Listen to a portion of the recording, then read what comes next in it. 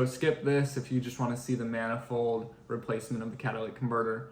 So to start out, I had the P0430 code and I kept clearing it with my blue driver and it kept coming back. So I Googled it pretty excessively, like any of us would, I feel like. I first went with the cheaper solutions first. I looked at the live data with the blue driver, and from all the videos on YouTube I saw, the catalytic converter is supposed to be colder on the inlet than it is the outlet. So the outlet is supposed to be hotter, but my results showed that it was hotter on the inlet than it was the outlet. It showed that both of my cats were bad in that test. So then I first went with the Cataclean solution. I put 2 bottles of it, did it at 1/4 of a tank of gas, ran it really hard.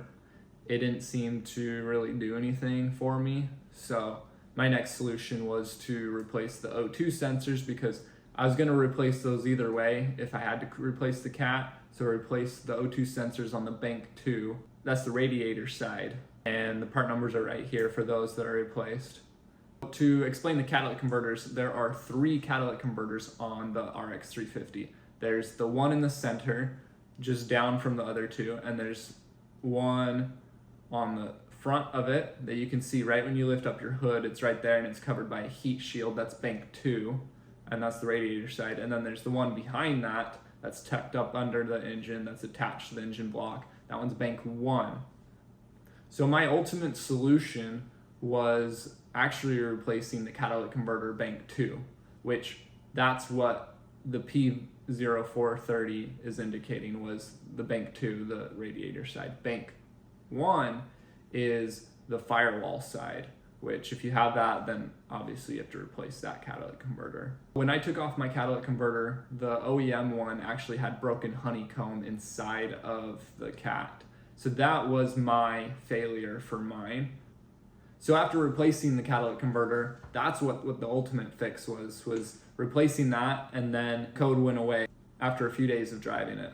And I'm gonna be honest with you, I replaced the catalytic converter with the cheapest one at first, but it didn't align very well and there were exhaust leaks every time, and so I tried over and over and over. I ultimately had to buy a different brand of catalytic converter.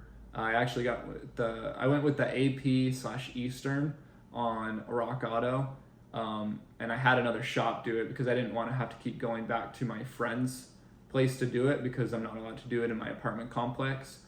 So you won't see me put on the actual one that is on my car today. So, all right, so now I'm going to show you how to replace the catalytic converter on the bank 2.